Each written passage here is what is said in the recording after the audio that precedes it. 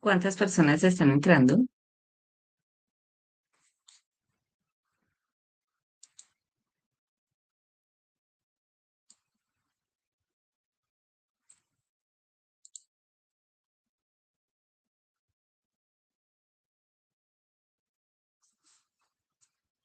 Mm,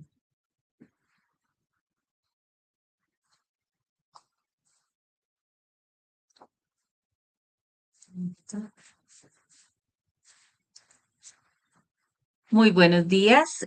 Vamos a esperar un momentico mientras entran otras personas eh, a nuestro webinar.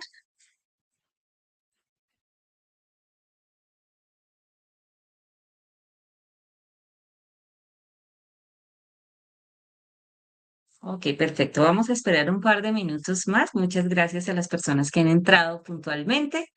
Vamos a dar un par de minuticos para que tengamos a otros participantes y ya comenzamos.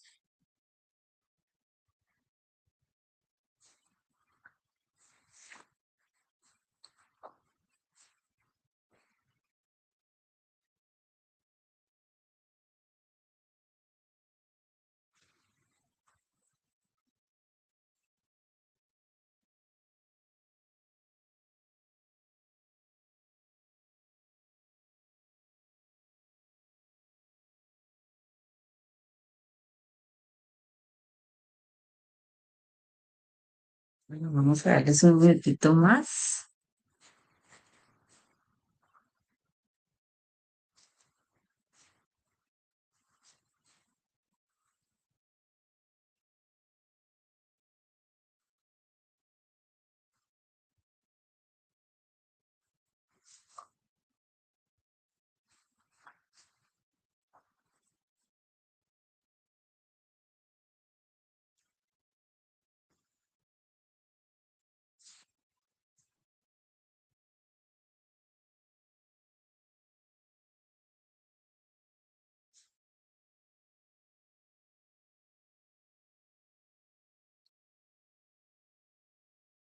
Ok, perfecto.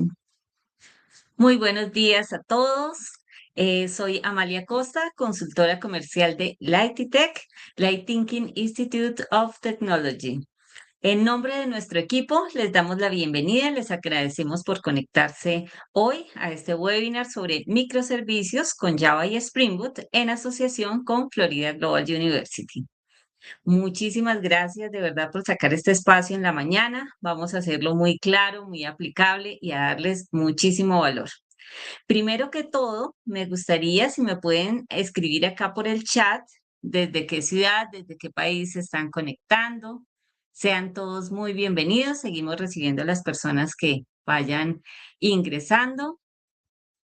Acá les leemos de dónde están conectados. Bueno, un saludo para todos. Y bueno, un contexto breve para iniciar con muchísimo foco es que hoy vamos a entender los microservicios no solo como un concepto, sino como una forma de diseñar soluciones que respondan mejor al cambio, que escalen y que se puedan mantener en el tiempo. La idea es que se lleven criterios prácticos de este webinar. ¿Cuándo tiene sentido usar microservicios? ¿Qué decisiones suelen ser críticas en los proyectos reales? ¿Cómo Java y Spring Boot encajan en este enfoque? Bueno, y para aprovechar este espacio al máximo, la dinámica será la siguiente. Ustedes nos dejan por acá por el chat durante toda la sesión sus preguntas y nosotros al final tenemos una sesión de preguntas y respuestas con el experto, con nuestro consultor, quien las va a responder al máximo. La idea es que eso sí les pedimos que las preguntas sean los más enfocadas posibles sobre el tema y así podamos responder la mayor cantidad de preguntas. Si de pronto alguno tiene algún tema de conexión, puede reingresar de nuevo sin ningún inconveniente. Bueno, ahora sí vamos a presentar a a nuestro invitado, a nuestro consultor, Alex Castillo. Alex es consultor y arquitecto de software con más de 20 años de experiencia en arquitectura, prácticas de agilidad, DevOps y construcción de soluciones digitales, con foco en simplicidad, experiencia del usuario, seguridad y gobernanza. Alex estará con nosotros durante 1 hora y 30 minutos compartiendo una sesión muy completa sobre microservicios con Java y Spring Boot. Alex, gracias de verdad por acompañarnos. Te cedemos el espacio. Hola, ¿cómo están? Muy buenos días a todos. Bueno, la idea de este webinar va a ser más que todo muy práctico, entonces ahorita vamos a mirar código, que es lo que a nosotros los de tecnología nos gusta bastante, básicamente para poder identificar cuáles son esos puntos claves, por decirlo así, en la implementación de microservicios. Los microservicios han venido trabajándose desde hace rato, no es un término nuevo, simplemente lo que ha pasado es que a medida que ha pasado el tiempo se han ido refinando y se han implementado como ciertas alternativas para poder trabajar con ellos de una manera más eficiente. Ahorita voy a compartirles pantalla.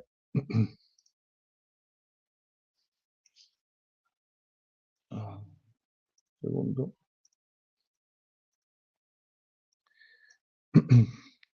Y nos vamos a enfocar en un aspecto muy importante de los microservicios que precisamente tiene que ver con las transacciones. ¿Sí?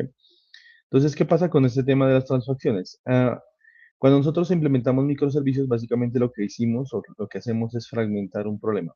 Entonces, si yo tengo un tema de una transacción, donde en este caso voy a recibir muchos eventos y esos eventos tienen que ser procesados normalmente y según la teoría de microservicios, yo lo que tengo que hacer es fraccionar en diferentes partes esa transacción. Entonces, un micro recibirá actividades de la solicitud, de recibir la solicitud, hacer un procesamiento inicial, otro microservicio le agrega información, le agrega lógica de negocio, otro microservicio luego interactúa con sistemas externos o realiza conexiones hacia otros dispositivos, precisamente para poder independizar, ¿sí?, las responsabilidades y poder tener ciclos de desarrollo y ciclos de despliegue muy independientes. ¿Sí? Porque la promesa de microservicios al fin del cuenta es que yo pueda tener un software que esté fraccionado y que yo pueda independizar mucho cada ciclo de desarrollo.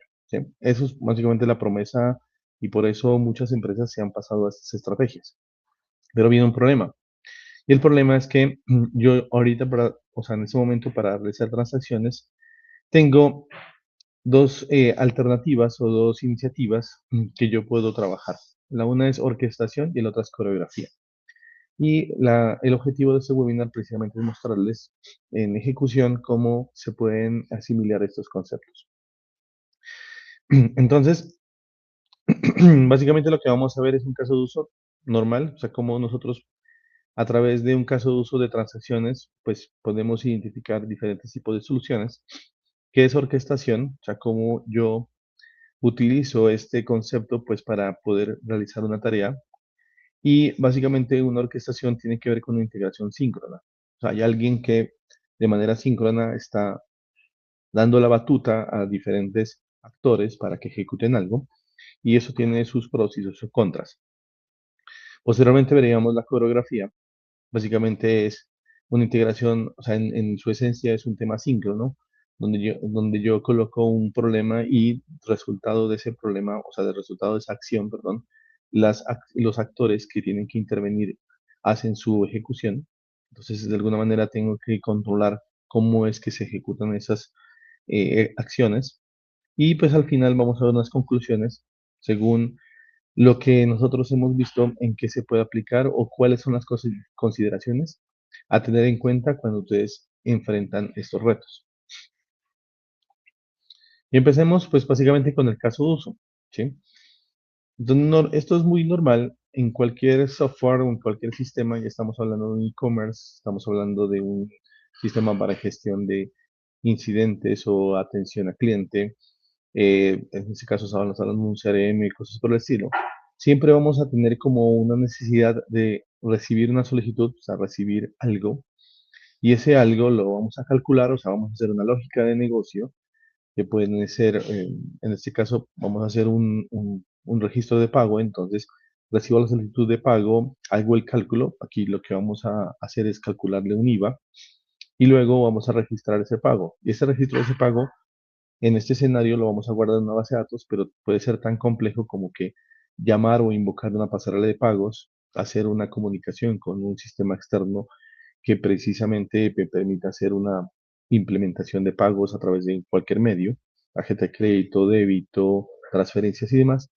Pero lo que queremos aquí concentrarnos es que parece sencillo este caso, pero en realidad yo lo parto, yo lo atomizo, por decirlo así, en componentes muy puntuales de negocio y pues tengo que garantizar de que eso va a funcionar. ¿Me pueden retroalimentar si se escucha adecuadamente?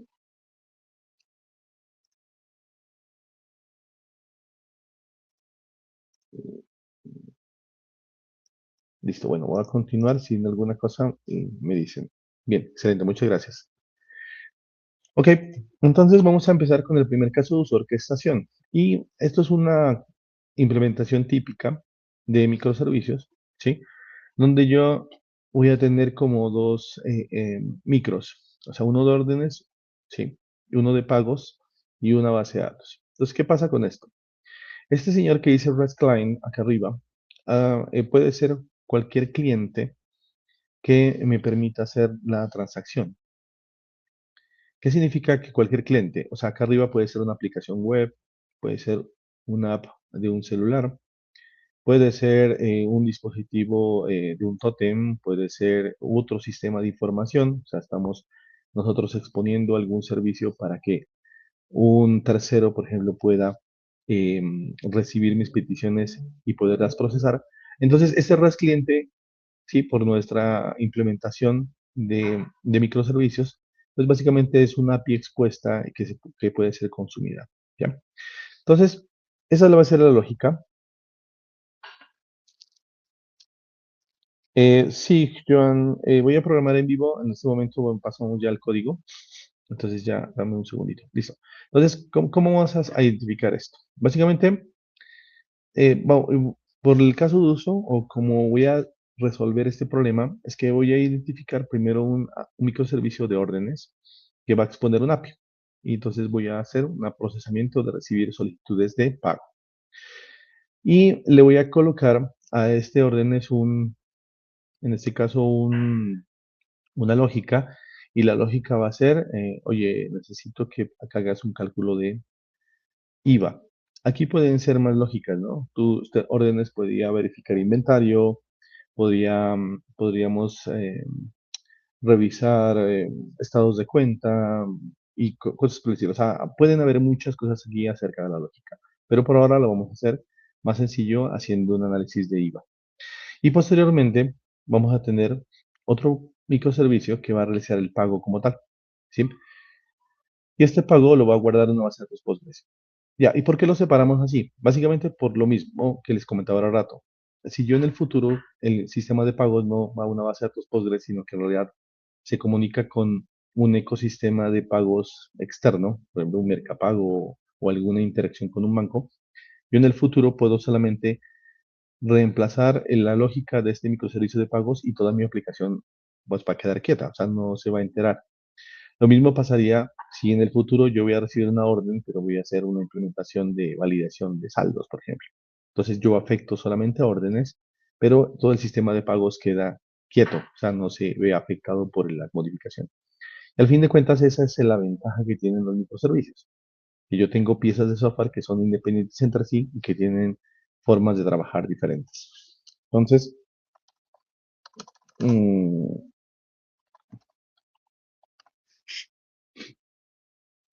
en ese sentido, lo que yo estoy aquí evidenciando es que esta órdenes es un microservicio, es una pieza de software, o sea que básicamente él va a obedecer de aquí de un repositorio de código y va a tener una implementación y un despliegue independiente, o sea, tengo otro repositorio de código por acá, a el sistema de gestión de pagos.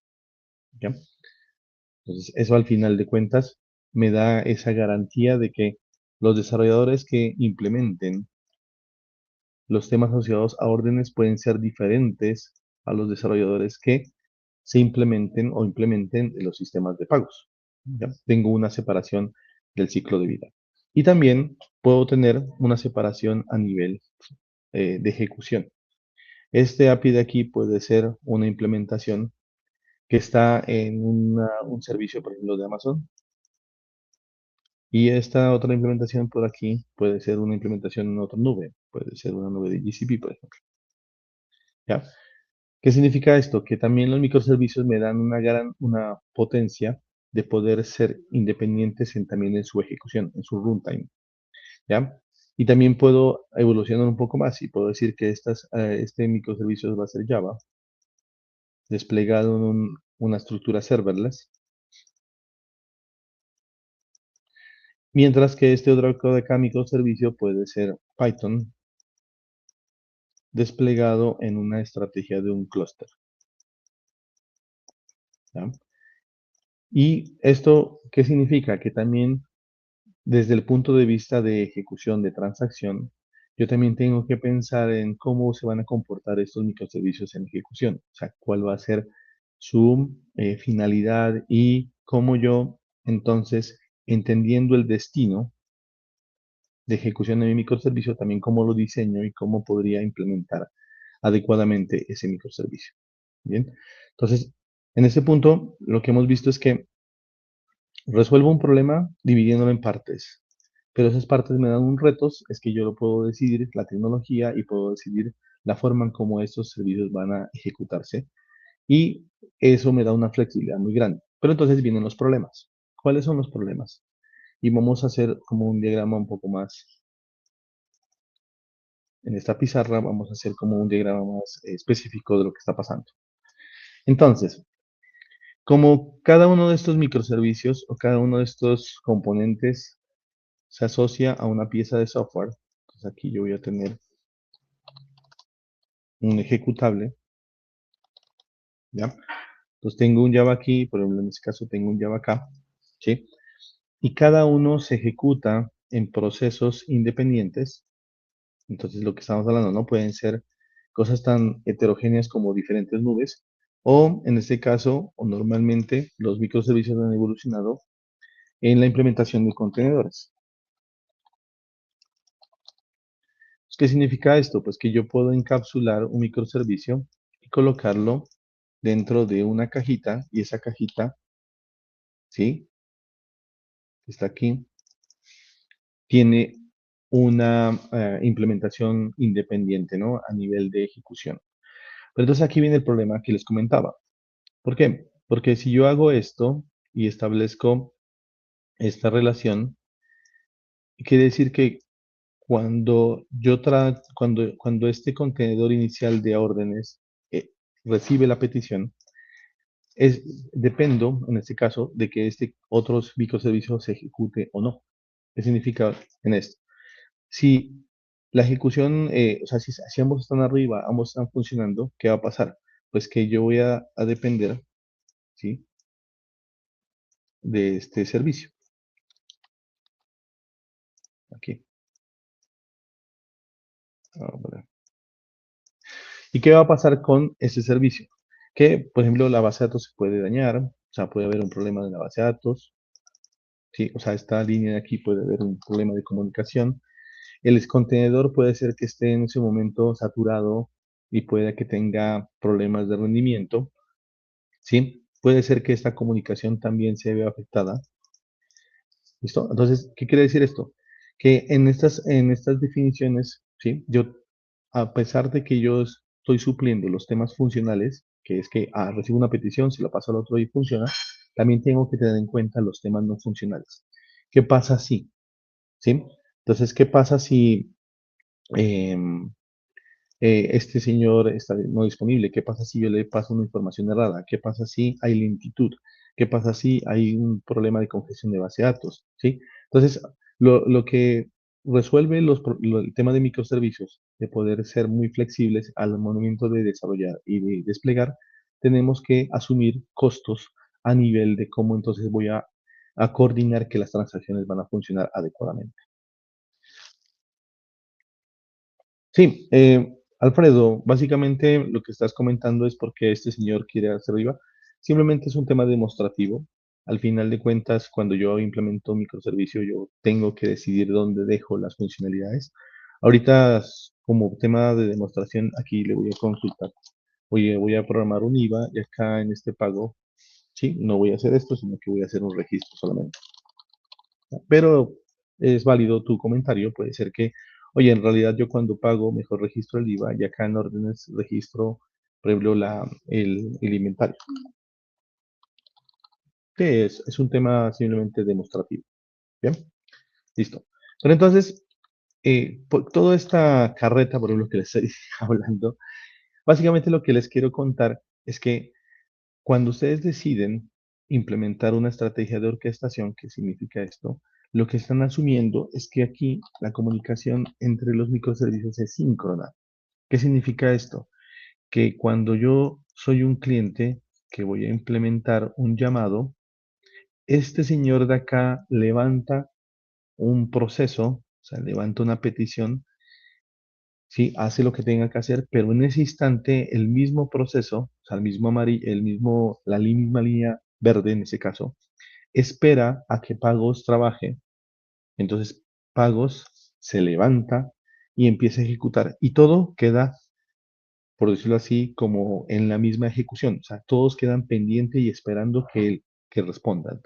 Pagos en este momento va a llamar a la base de datos. Y si la base de datos le responde adecuadamente, entonces la base de datos le dice, sí, listo, hice lo que tengo que hacer. Entonces la petición se devuelve. Pagos le dice al API de órdenes, oye, sí, ya efectivamente hice lo que tú quieres que haga. Y entonces hay una respuesta. Bien, entonces ahí está el punto importante del tema síncrono, que ustedes hacen una petición y todo el mundo espera a que la petición se resuelva y pueda ser exitosa. Bien, listo. Entonces vamos a ver código con respecto a esto.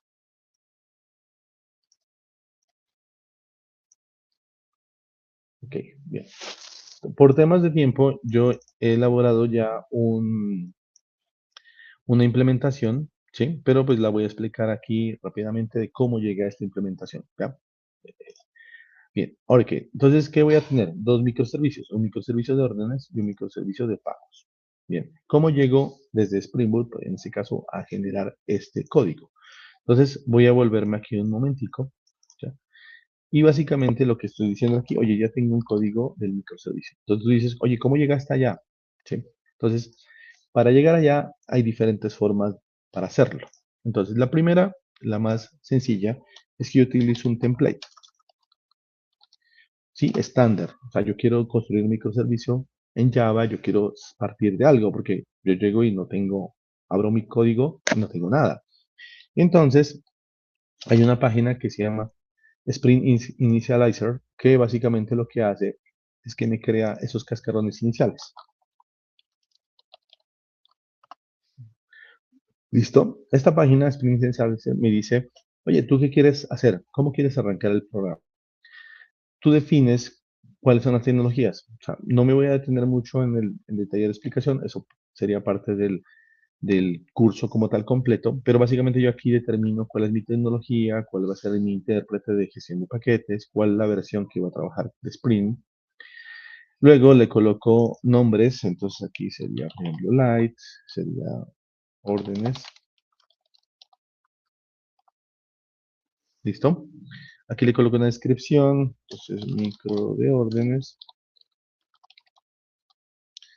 y luego defino pues las versiones que yo necesito, y acá le digo esto qué va a hacer, ¿sí? En este caso, como va a ser una aplicación, un API, ¿sí? Porque yo definí que va a ser un microservicio que va a exponer un API, entonces yo le digo, oye, tú vas a hacer un API.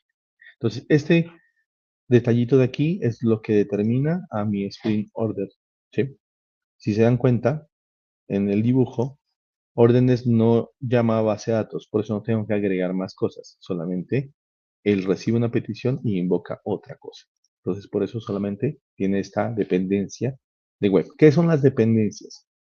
Nosotros nunca construimos código desde cero. O sea, no es que desarrollamos todo el código, no. Siempre construimos sobre una base y esa base son las librerías. ¿Qué son las librerías? Es código que ya está escrito. y que está disponible en repositorios que yo puedo utilizar cuando construyo mi código. Entonces, básicamente son capas. Pues yo tengo una capa de código ya listo y yo encima desarrollo mi propio código. ¿Qué hace ese código de librerías? Pues ya me resuelve muchas situaciones o implementaciones que yo necesito. En este caso, por ejemplo, para poder exponer un servicio web. Y asimismo, hay librerías para todo. Hay librerías para exponer, por ejemplo, en este caso, acceso a base de datos. Entonces yo aquí le digo, oye, yo quiero acceso a Postgres. Sí, entonces hay drivers de Postgres. Yo quiero acceder a Azure.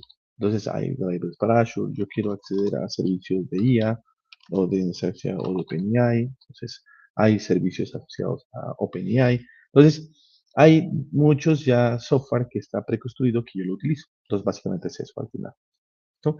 Entonces, cuando yo ya creo esto, le digo generar. ¿El que hace? Básicamente me genera un archivo. ¿Ok? Entonces, en este caso acá,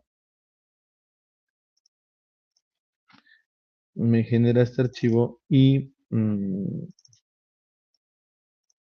yo lo que hago es que lo descomprimo y cuando lo abro, ¿sí? Lo que me va a mostrar ya es un cascarón. Mira, aquí está un cascarón básico de lo que significa un microservicio. ¿Sí? Yo a este señor de aquí, miren, tiene una implementación main. Como les digo, o sea, no vamos a detenernos mucho en la codificación, pero pues básicamente en la estructura grande, o sea, tiene un main principal, ¿sí? Para arrancar el software, para que esto levante, por decirlo así, levante el servicio. Tiene un properties que básicamente es una forma de configurar y parametrizar mi micro. ¿Para qué? Para que no quede código hardcodeado, o perdón, sí, código quemado o parámetros quemados dentro de mi código. Esto me evita y es muy importante cuando voy a hacer estrategias de despliegue, que mi microservicio no tenga código quemado y pueda ser fácilmente portable en diferentes tecnologías, lo que hablábamos. O sea, yo puedo hacer que este señor despliegue en Google y el día de mañana lo pueda mover a Amazon y el día de pasado mañana lo pueda mover a un on-premise. Esa portabilidad tiene mucho que ver con la forma en que yo programo y la forma en cómo yo defino esas variables que van a hacer que mi microservicio funcione. ¿Listo? Entonces, son cosas muy importantes. Y acá me dice, pues lo que yo escribí en pantalla, básicamente este archivo que está acá es un descriptor, ¿sí? Le está diciendo al software, en este caso a Java, a Spring Boot, oye, ¿cómo voy a ejecutar esto? ¿Cómo lo voy a construir? ¿Qué detalles, características tiene? Tiene unos nombres, aquí están, tiene una versión de Java, aquí está, y también tiene unas dependencias, que son las librerías que hablamos un rato. O sea, es una suite de software que está externo y que me sirven para trabajar. Y cuando yo lo lanzo, sí, este cascarón ya funciona. O sea, este cascarón es funcional, aunque no hace nada en el sentido técnico de desarrollo, pero el servicio sube. Entonces, una cosa también importante acá. Un segundito, ¿sí? Miren que aquí este log me habla de algo, me dice, oye, Tomcat es inicializado por un puerto 80, 80, mira. O sea, ¿qué significa esto en términos generales? Lo que significa es que cuando yo construí este código de órdenes, acá, en este instante, en mi computador, él se ejecuta como un proceso de sistema operativo. ¿Y qué, eso qué es? O sea, básicamente esto tiene una CPU más una memoria asociada, ¿sí? Y eso, la CPU, pues es un PIT, o sea, en términos generales de computación, pues al final está ejecutándose como si fuera un programa como tal. Entonces, cada vez que yo construyo un microservicio, él lo que hace es que se crea como un componente autónomo en ejecución de memoria de CPU. ¿Ya? Por eso él dice, oye, yo estoy creando un Tomcat. Tomcat que es básicamente es un servidor J2E, es un servidor de aplicaciones que queda creado aquí dentro. O sea, que básicamente en términos prácticos, un microservicio lo que hizo, voy a ponerlo acá, este API que está aquí, lo que hizo es crear un servidor Tomcat y levanta el código dentro de ese servidor Tomcat. Y como es un servidor web Tomcat, por eso lo que está haciendo ahorita es levantando un puerto. Entonces este señor dice, oye, yo estoy escuchando en un puerto y el puerto es el puerto 8080. ¿No? Bien. Entonces, al final llegamos. Entonces ya tengo un microservicio. Si yo levanto otro microservicio de pagos, entonces será otro puerto y será otro proceso de CPU y memoria. Por eso es que les digo que al final de cuentas estos son como si fueran eh, computadoras independientes. Cada una puede funcionar donde quiera. ¿Listo? Bien. Ok, entonces a este microservicio, por ejemplo, lo que me toca hacerle ahorita, ¿no? Sí, es ya exponer las APIs, o sea, exponer, o sea, qué quiero exponerle, ¿no?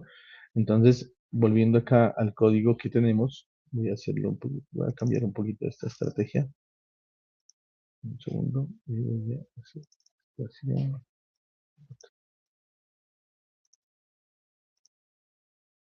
Bien. Entonces, miren que tiene como la misma estructura. Ah, perdón. ¿Sí?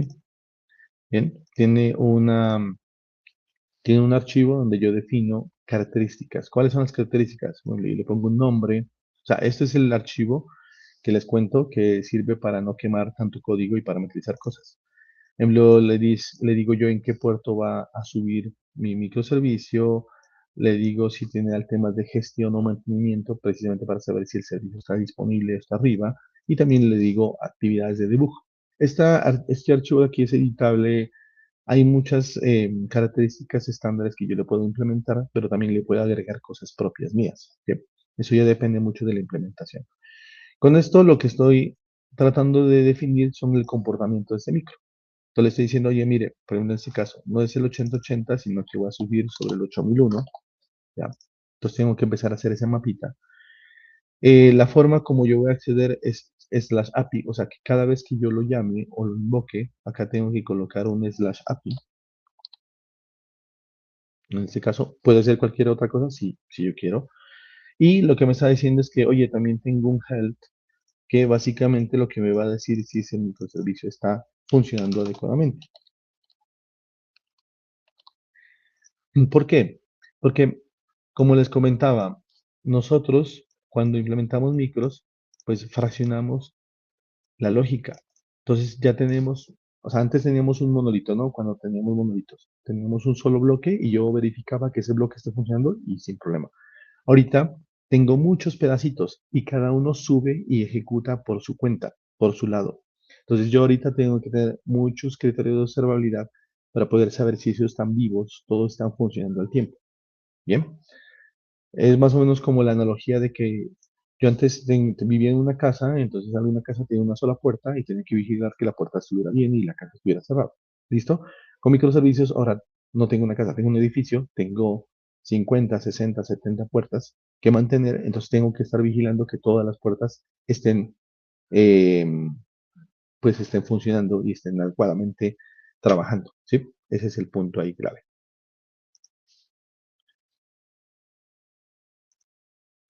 Listo. Bien. Entonces, ¿qué pasa con la codificación? Si dan cuenta, aquí empiezo a ver que yo implementé más código. Esta forma de codificar y empiezo a poner carpetas y empiezo a agregar, obedecen a metodologías de implementación. ¿Qué significa esto? Pues que yo tengo que, de alguna manera, definir un estándar de codificación. Y el estándar, pues puede ser una arquitectura hexagonal o puede ser un estándar de implementación de clean code y cosas por el estilo. Ya son prácticas que yo adopto. ¿Para qué? Porque prácticamente es para que cuando yo vea el código lo pueda mantener más fácilmente y pueda ejecutarse eh, de una forma más organizada, sobre todo para, eso ayuda mucho a la mantenibilidad. No es que el código no vaya a funcionar bien en ejecución, no, sino que cuando yo voy a heredar este código a otros compañeros o a otros equipos de trabajo, pues tiene que haber un orden para que precisamente esto se mantenga en el tiempo, ¿ya? Entonces, como lo vimos ahorita, cuando yo creo el código, puedo crearlo de un template de Spring Boot, entonces aquí,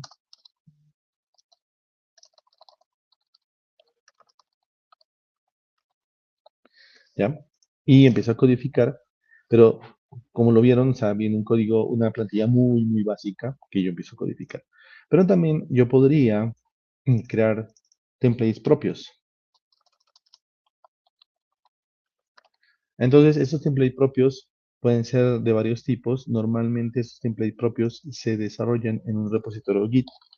Entonces, en un repositorio Git, yo tomo un cascarón que me sirva, que sea con las carpetas, con las librerías, con las dependencias, con todos mis lineamientos empresariales.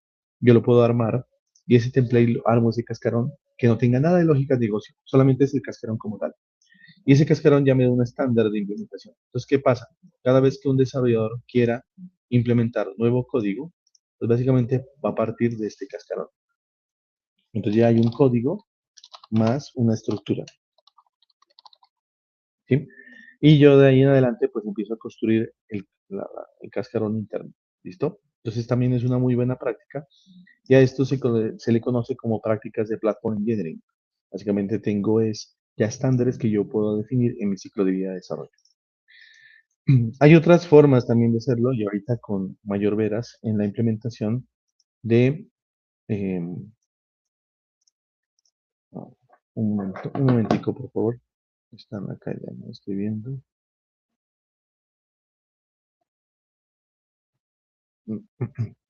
Bueno, ah, un segundo.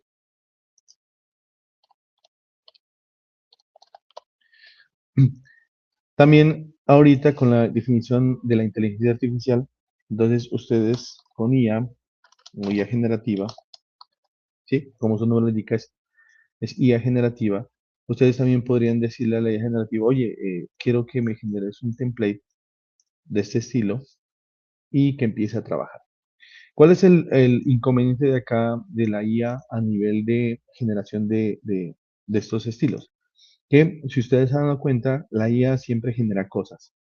Y si hoy genera una parte A, mañana puede que la genere en B y pasado mañana la genera de otra manera, diferente. ¿Por qué? Porque tendría que tener un prompt muy, muy específico, muy restrictivo para que siempre me genere el mismo template. ¿Sí? Y como la IA siempre se está alimentando de las últimas versiones que hay en Cloud, es posible que en este momento se base en una implementación o por decirlo así, en una base documental de un tipo de proyecto, pero el día de mañana en otro y el día de pasado en otro. Entonces puede ser diverso. Entonces, el problema que hay hoy ahorita con la IA es que puede generar diferentes versiones dependiendo de la evolución o de la IA que utilice. Entonces, en este caso, cuando utilicen IA, siempre, siempre traten de hacer una referencia, un contexto. Y ese contexto que sea muy claro y que permita precisamente que la IA no empiece a alucinar con nuevas versiones de lo que yo necesito como estructura, sino que pues sea acotado, ¿ya? Entonces puede ser que el contexto sea este mismo o este propio template que tú ya desarrollaste, que tiene unas cosas básicas que debería tener, y así la IA podría generar en este caso una estructura más homogénea para todos sus desarrollos. ¿Listo? Entonces, esas son como las tres alternativas que yo les puedo decir que existen para arrancar e implementar código. Bien, listo. Continuemos que nos vamos, que ya está pasando mucho el tiempo. Listo.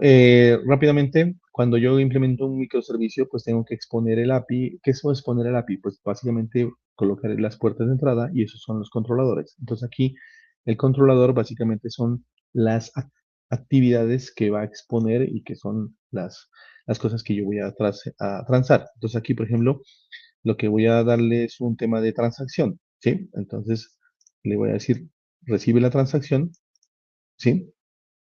Y aquí hay una cosa interesante, que yo me voy a conectar, en este caso acá, voy a crear una transacción y voy a esperar a llamar al otro microservicio y el otro microservicio va a hacer su ejecución y luego me va a responder. Bien, entonces aquí tengo una primera, es mi principal endpoint de construcción para poder recibir la transacción y poder enviarla. Aquí hay muchas cosas importantes acerca de cómo se construye eso, ¿sí? Hay un tema de validación, tu validación va a validar si los datos que entran son correctos, si lo que yo estoy recibiendo es un formato adecuado de lo que yo estoy necesitando, ¿sí? Aquí estoy recibiendo un product request, básicamente es la estructura que yo necesito para recibir la información. Entonces aquí voy a recibir el nombre del producto, el valor del producto y la cantidad, ¿sí? Y esto tiene unas validaciones.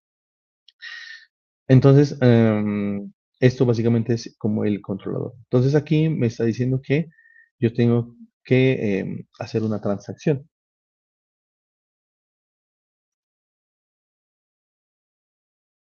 Mm, ¿dónde Bien, listo. Dame un segundito que estoy por acá. Bien. Entonces, ¿qué pasa? Em, entonces yo tengo que definir precisamente en estos que llaman DTOs como los objetos que van a transportar la información.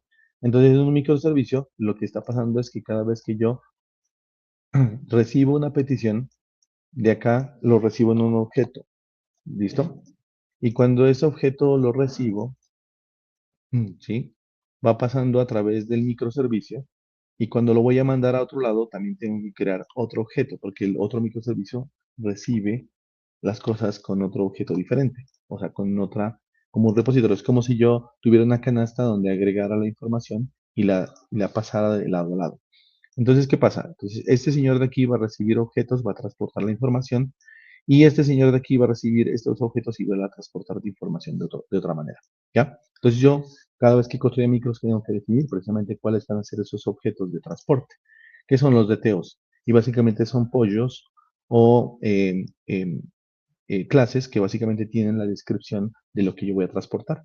En este caso, la respuesta va a tener esta estructura, la forma como yo voy a preguntar la microservicio tiene esa estructura y la forma como voy a transmitir que el mensaje de que la transacción fue exitosa tiene esa estructura. Sí, miren que básicamente son pollos que son estructuras estándar. ¿Listo?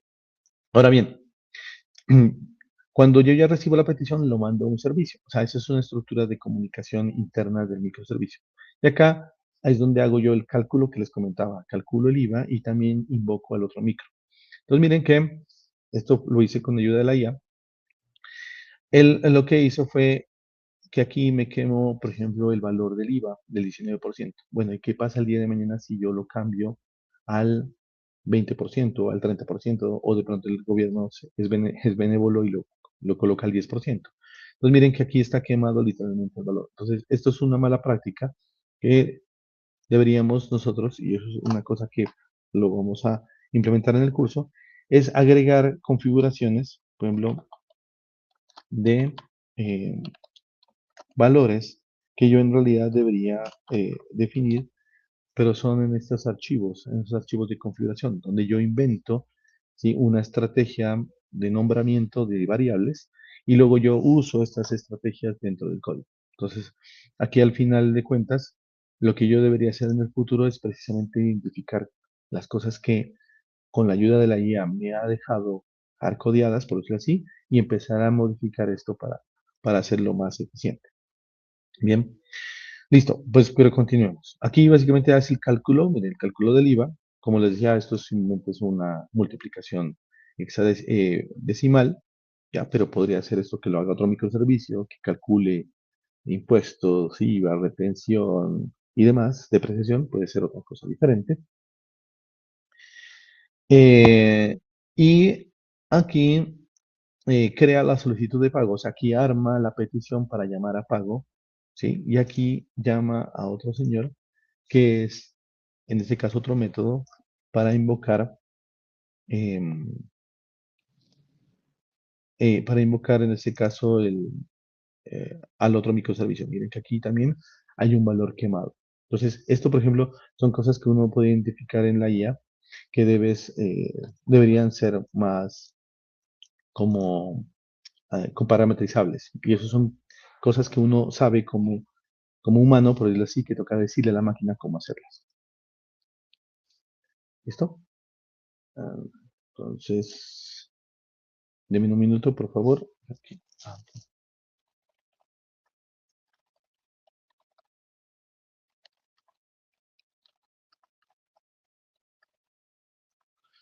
bien. Listo, entonces aquí es lo importante el mensaje es que a pesar de que yo utilizo IA para hacer muchas cosas, yo como humano sí tengo que saber qué es lo que está haciendo por dentro, cómo está construyendo el código, porque si no, voy a dejar código que va a ser no muy mantenible en el tiempo. ¿Sí? Entonces yo ya puedo identificar detallitos que tengo que hacer. Entonces, como tú dices, oye, entonces, ¿cómo tienes que hacer? ¿Cómo sería el deber ser? Pues el deber ser es que yo debo sacar esto por acá y sacarlo a esta parte externa y decirle yo, por ejemplo, payment, o sea, que por ejemplo una variable sería URL y pegarla acá. Entonces, ¿qué pasa? En el futuro, si yo esto lo modifico para Google, entonces aquí ya sería la URL de Google. O si yo lo coloco en un servidor on-premise, entonces aquí cambio la URL para el servidor on-premise. Si yo cambio el puerto, lo cambio aquí y cosas por el estilo. Entonces yo debería empezar a sacar esa información que está quemada a archivos de configuración. Y luego esto a estrategias de containerización con variables de entorno. Bien, listo. Entonces aquí hasta este momento lo que estamos haciendo es que estamos llamando a la solicitud. Si se dan cuenta, cada vez en este método, él llama a la solicitud y él espera la respuesta. Aquí está esperando la respuesta. Ese es el punto que les comento, que está esperando la respuesta. Entonces veamos el otro microservicio, el de pagos. El de pagos, él no tiene esa implementación interna de llamar a otro microservicio, pero sí tiene otra implementación que es conectarse a la base de datos. Entonces acá, ¿sí? Ya tiene el archivo de configuración, tiene una conexión a la base de datos. Aquí el lexicon de la base de datos. Y él básicamente lo que hace es que recibe la petición y la escribe. Entonces, básicamente en su controller, miren que él lo que está haciendo es que recibe la solicitud de pago, la guarda. Entonces, aquí tiene también los mismos archivos para transportar información, recibe la información y luego entrega una respuesta. Pero aquí hay algo adicional y es que él se está conectando a una tabla de la base de datos y él tiene que guardar la información en la tabla. Entonces, él tiene otro tipo de configuración precisamente para guardar la información en base de datos. Y por lo tanto, su lógica va a ser, recibe la transacción, ¿bien? Que la transacción luego la guarda y si es exitosa, arma una respuesta de exitosa. Mira, aquí está, va guardando en la base de datos y luego, si hay alguna excepción, pues responde un mensaje de, oye, no, me equivoqué o hay algún problema de comunicación o hay algún problema en la base de datos, pues por así. Bien, ¿listo? Entonces, este es el tema aquí. Eh, si yo subo este software, entonces aquí le digo run, mire, en este caso para payment, que es el que necesita la base de datos, aquí lo que va a pasar es lo siguiente. Él va a empezar a subir. Y aquí hay un error, ¿ya? ¿Por qué? Lo que dice es que no tiene una conexión a la base de datos, ¿ya? Entonces, es lo que está diciendo aquí, oye, no tengo conexión. Entonces, ¿por qué? Porque los parámetros de implementación, pues, implican que tenga una conexión a la base de datos. Entonces, lo que vamos a hacer acá es levantar una base de datos. Pues, ¿para qué? Para que ese señor trabaje adecuadamente. Yo acá, como parte del software de la implementación, ya tengo un componente que se llama el Docker Compose. ¿Qué es el Docker Compose? Básicamente es una implementación de contenedores, ¿ya? ¿Qué significa esto? Que yo lo que voy a hacer ahorita es que voy a trasladar toda esta implementación de este señor a un contenedor. Entonces, este orden va a ir aquí el contenedor. Entonces, va a ser un contenedor de órdenes. Bien. Y acá vamos a tener el contenedor de pagos. ¿Ya? Y voy a tener acá otro que va a ser el contenedor de la base de datos. ¿Listo? Entonces aquí voy a tener tres contenedores corriendo y ejecutándose. ¿Listo? Entonces si yo veo este Docker Compose acá, entonces tengo los contenedores que les acabo de hablar. O sea, el contenedor de Postgres, Entonces, lo que va a subir es una base de datos Postgres. Está el contenedor de órdenes, ¿sí? Que va a subir el microservicio de órdenes. Y está el contenedor de pagos que va a subir los temas de pagos, ¿sí? Entonces, aquí lo que estamos haciendo es básicamente eh, armando un ambiente de ejecución al detalle. No me voy a detener mucho al detalle porque, como les digo, es parte del curso, hacer la implementación, pero básicamente lo que hago yo aquí es decirle a este señor, oye, pues sube estos tres cosas. Entonces lo que hace básicamente es obtiene la información de los microservicios, obtiene la información de la base de datos y nos va a levantar un ambiente. Entonces, como yo lo veo en tiempo de ejecución, entonces utilizando herramientas de open source, pues yo puedo ver los contenedores que están corriendo en mi máquina.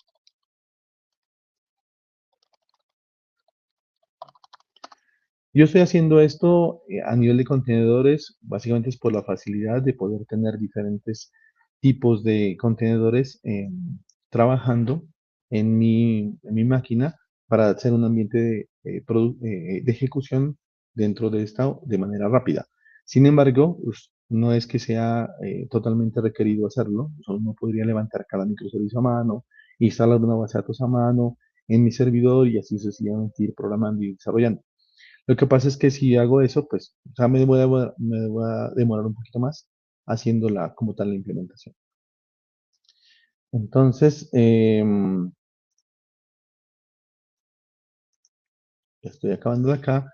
Pues miren aquí lo que pasó. Entonces ya cuando subí, entonces tengo aquí un Postgres, es una base de datos Postgres que está corriendo, ¿sí? En mi computador y está corriendo el servicio de pagos y el servicio de órdenes. Y están escuchando en puertos diferentes, ¿sí? ¿Por qué? Porque yo aquí en la configuración de cada uno les dije que subiera en puertos diferentes. Entonces, por aquí un momentico. Entonces aquí le dije que subiera en el 802, ¿sí? Y el otro subiera en el 801.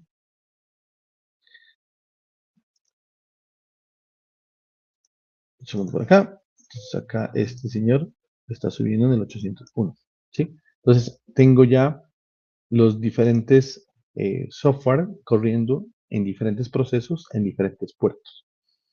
Y aquí, pues, lo que me tocaría hacer, voy a cerrar un poquito esto, voy a consolidar la información acá. Bueno, un minuto.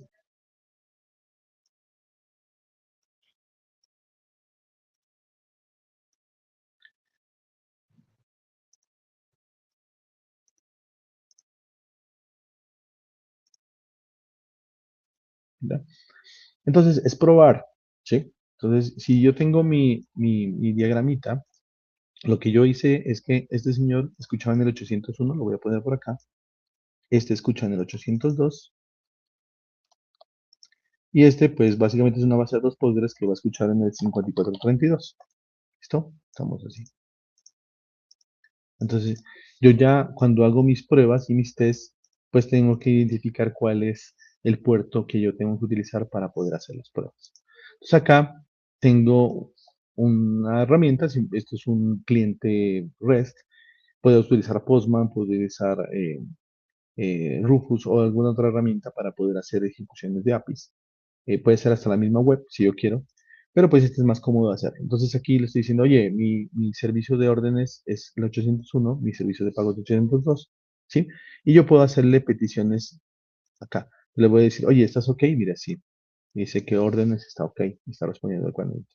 Le estoy preguntando payment, ¿payment está ok? Sí, mire, payment está ok. Ah, bueno. Entonces voy a hacer una invocación. En este caso, voy a mandar una petición de salvar esta información, ¿sí? Entonces mando la información acá, me dice satisfactorio.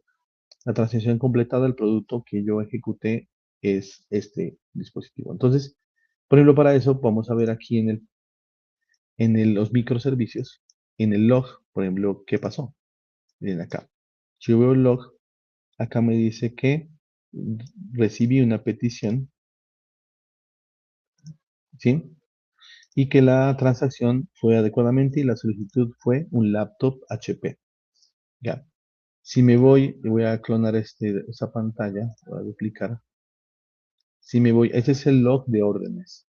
Y si me voy al log de payments, que está acá, entonces él dice, oye, sí, yo recibí un laptop y la guardé adecuadamente en la base de datos. ¿Sí? Entonces mira que la ejecución fue síncrona. ¿Listo? Entonces yo mandé una petición acá y recibí otra acá. Vamos a mandar otro, si quieren aquí, vamos a enviar no un laptop, sino aquí, vamos a clonar esto y vamos a enviar otra cosa, por ejemplo aquí un, un TV de 55 pulgadas y que va a valer aquí 2000, ¿verdad? Y voy a mandarlo que sea uno. Entonces, al mandar la invitación, aquí dice, oye, el Samsung de 35 ya funciona, entonces aquí miren, dice que el pago del Samsung y acá también me dice que llegó el Samsung. O sea, es automático, es de manera síncrona. Ahora vamos a simular algo que puede estar pasando o que puede pasar. Yo voy a pagar el servicio de payment. O sea, hubo un problema en la base de datos, hubo algún tipo de congestión y de implementación. ¿Qué pasa? Órdenes va a llamar a payment, ¿sí? Pero entonces, ¿qué pasa con esto? Primero él se demora un rato, no está contestando nada, y después me sale esto, mira. Me sale un error 500, que es un error feísimo, y después me dice que hay un error en procesar la transacción. O sea, ¿qué quiere decir? Que yo mandé la petición, pero se cayó la comunicación y no, el sistema de pagos está caído y se perdió la transacción. Y ese es el problema con los temas síncronos, que si tú mandas una petición por aquí, llega acá y luego pasa a la otra, pero si este señor no responde, él te retorna un error, ¿sí? O sea, falla, pero nunca se guardó la transacción. ¿Qué quiere decir esto? Que si tú eras un comprador o tú eres una persona que estabas aplicando un pago, pues la cosa no continúa y se pierde la transacción. ¿Por qué? Porque nadie la guardó. O sea, esto está en ejecución de memoria, esto está en ejecución de memoria, nadie guarda esa petición. Entonces, ese es el problema. eh, Ese es el problema cuando yo utilizo implementaciones síncronas, que básicamente yo estoy siempre supeditado a que los servicios estén arriba y si en algún momento hay un problema, un fallo de comunicación o un impedimento, es posible que yo pierda esa transacción. ¿Ya? Y aquí puede ser que invoque a más microservicios, ¿no? Aquí estamos haciéndolo muy sencillo con dos, pero pueden ser muchos más. Em, Brian, me dices, entre tarde, ¿lo estás haciendo con broker o con Maya? No, aquí básicamente estamos haciendo una invocación directa, no estamos haciendo un broker, ahorita vamos a utilizar un broker, ¿ya? Y me dice Isaías, ¿cuándo estimas que la información debe ser un secret? Ah, listo, bien.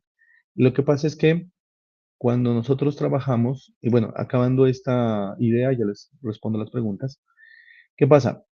Entonces, si se dan cuenta, ese es el inconveniente de un sistema síncrono, ¿sí? Que si hay un problema, tengo que yo buscar la forma como guardo la información para volver a intentar, o tengo que blindar mis servicios para que tengan esa flexibilidad de poder responder ante eventualidades de comunicación entre sus componentes, ¿ya? Entonces, yo tengo que eh, sincronizar eso, por eso se llama orquestación. Yo tengo que orquestar que eso llama la parte uno llama a la parte 2, ¿qué pasa si la parte 2 falla? Entonces tengo que llamar a la parte 3 o tendré que guardar más datos para que no se pierda la información. Entonces, siempre hay un responsable, en este caso, el señor más responsable es este, el que recibe la petición, para poder garantizar que las transacciones cumplan su función. ¿Bien? Listo. Entonces, ahí pasamos al siguiente paradigma. Entonces, si la orquestación me sirve, es sencilla, es simple, para trabajar, entonces, ¿qué puedo hacer para que yo pueda literalmente solventar ciertas capacidades de resiliencia en los sistemas? Entonces, la siguiente o cosa que uno hace es utilizar coreografía. Entonces, coreografía lo que hace, en este caso, es que desacopla la dependencia entre los diferentes componentes. ¿Qué significa esto?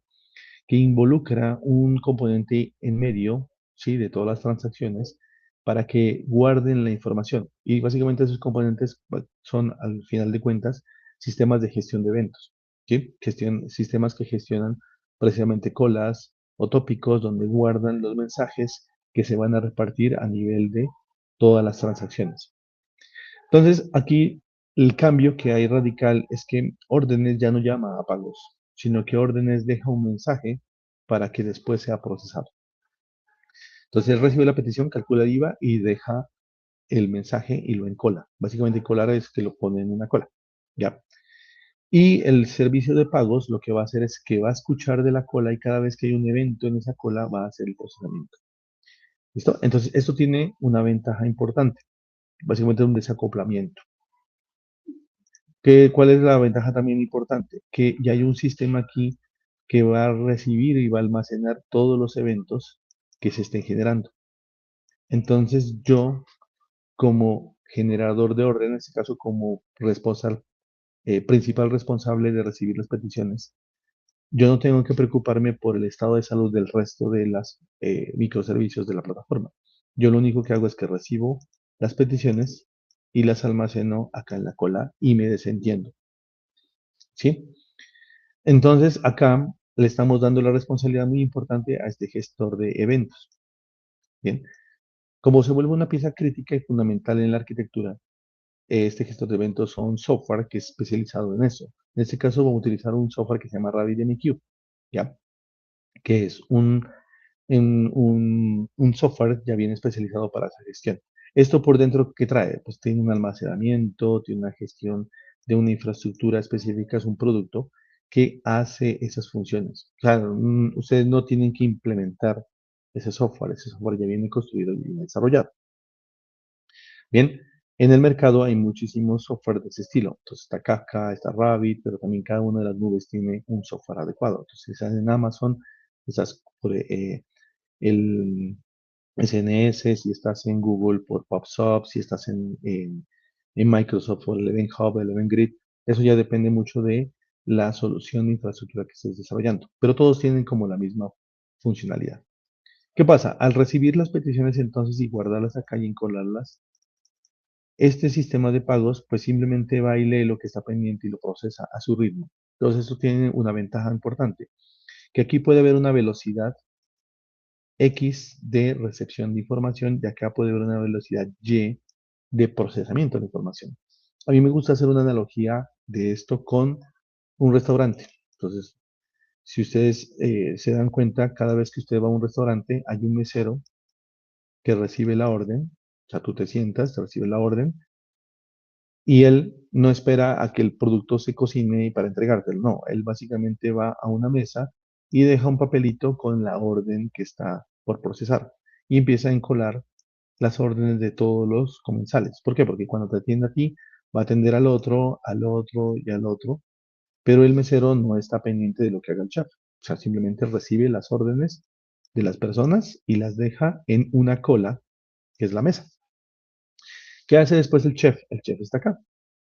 Entonces, el chef lo que hace es que recibe cada uno de los papelitos a medida como están organizados, los procesa y luego ya los deja en otra bandeja, que es donde están los productos ya procesados. ¿Y qué hace después el mesero? Pues va a la otra bandeja donde están procesados y te entrega a ti el producto. Entonces, si dan cuenta que hay una independencia en las instrucciones. Si de pronto el chef le pasa algo, pues no tiene problema porque el mesero sigue recibiendo peticiones. Si el mesero toma un descanso, pues el chef sigue procesando sus peticiones sin importar lo que esté haciendo el mesero. ¿Ya? ¿Y cuál es la importante? Pues no se pierde ningún pedido. ¿Por qué? Porque todo lo está almacenando esta parte central donde están guardándose todas las peticiones. ¿Listo? Entonces, eso es lo que pasa con, en este caso, la gestión de coreografía. O sea, yo dejo algo y todo el mundo, por lo que está en esa cola, hace lo que tenga que hacer. Bien. Mm, ok, Brian nos comenta de que utiliza otra herramienta. Sí, en realidad hay muchas herramientas. Hay unas que son más eficientes cuando son miles de transacciones, hay otras que son clusterizables. tienen un escalamiento más flexible, y otras que son más lentas, por decirlo así, más puntuales para casos específicos. Las de las nubes son muy poderosas porque básicamente escalan con la nube, son servicios desatendidos por ti, son servicios SaaS, entonces son más cómodos, pero pues ahí sí ya depende mucho de los requerimientos no funcionales. Bien, listo. Entonces, continuando con esto. Entonces, ¿cómo cambia el código que yo voy a hacer? Voy a implementar cómo cambia el código con respecto a esto. Pues miren que ya órdenes tiene que implementar la comunicación con Rabbit. Tengo que involucrar un nuevo comunidad. Tengo que poner más infraestructura, más dinero para poder colocar este componente adicional. ¿Ya? Y ahorita Pagos tiene que leer de la cola, o sea, tiene que implementar una librería de Rabbit y tiene que leer, bueno, tienes que escribir en la base de datos. ¿Sí? Entonces, suena chévere, porque tú dices, oye, entonces así no se van a perder las solicitudes. Sí, es, es, es correcto, pero agregaste más componentes a tu arquitectura, más infraestructura, más librerías y demás. Entonces vamos a ver cómo queda este señor de Pagos. Voy a bajar estos contenedores de acá.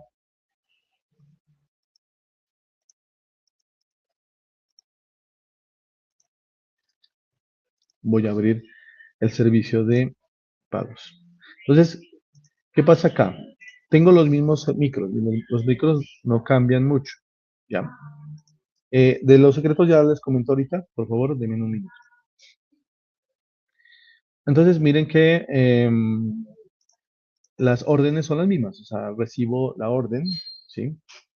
Después, esto por acá. Tengo el DTO, que es el sistema de pagos. O sea, recibo las mismas peticiones. O sea, eso no cambia.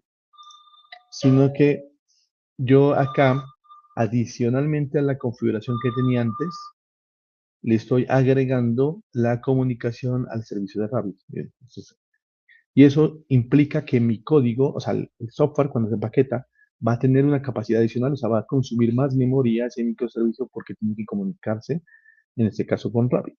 ¿Ya? O sea, esos son los costos que hay del tema.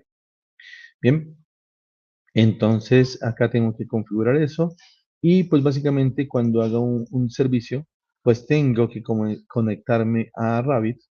Por acá, miren. Eh, Voy a llamar a la cola, ¿sí? Tengo que llamar y solicitar la cola y guardar mi mensaje en la cola. O sea, eso es lo que está pasando aquí. O sea, agregué este pedacito de código a mi transacción. Claro, ¿qué me evito? Llamar al otro microservicio. Entonces ya no tengo que configurar el otro microservicio. Solamente me interesa configurar la cola. Bien.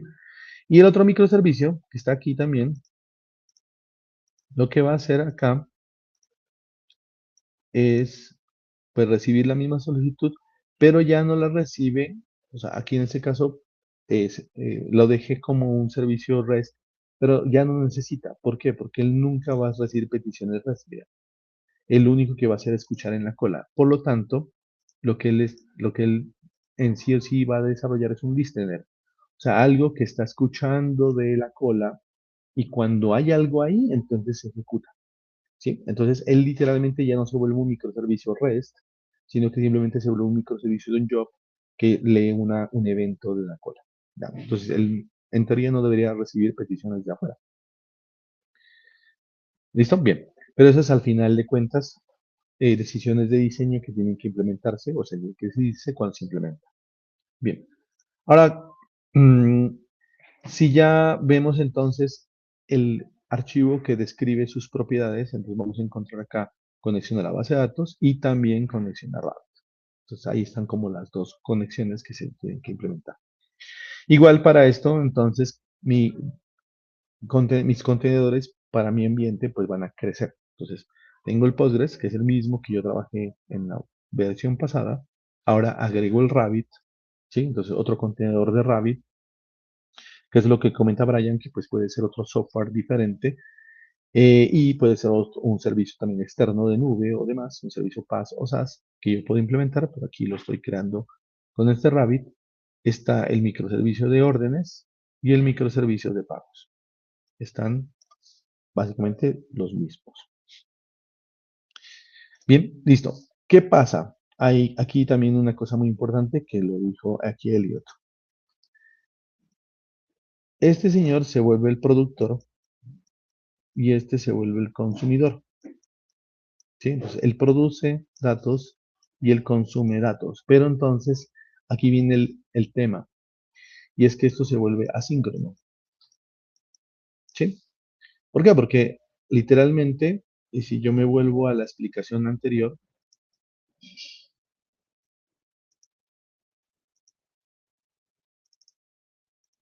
¿listo? Entonces, acá. Entonces viene la petición acá. Disculpen, un segundito. Estoy embarazado acá. Listo. Viene la petición, la primera petición, él guarda en la cola y luego responde inmediatamente, porque él no espera. Simplemente entonces tú mandas la petición del producto y él automáticamente te responde y te dice, oye, tu transacción va a ser procesada. ¿Sí? ¿Por qué? Porque él no sabe, orden no sabe a qué velocidad va a responder pagos. Sí, porque lo dejó en la cola y simplemente lo dejas ahí. Lo mismo que pasa con el mesero, deja el papelito y te dirá, bueno, en unos minutos saldrá el pedido, pero no sabe específicamente cuánto. ¿Ya? Entonces, aquí viene el problema, porque entonces tú como cliente tendrías que hacer una primera solicitud y después, cuando ya está listo el producto, tienes que ver cómo te confirman que el producto ya está disponible. ¿Listo? ¿Por qué? Porque si tú guardas acá el mensaje y te responden, hay otro hilo diferente, otra ejecución diferente que pagos lee, viene acá a la base de datos, procesa lo que tenga que procesar y luego acaba y finaliza. Pero cuando acaba y finaliza este señor, él tiene que decir, bueno, ¿y cómo le notifico a este otro que ya acabé y que ya puede consultar su transacción?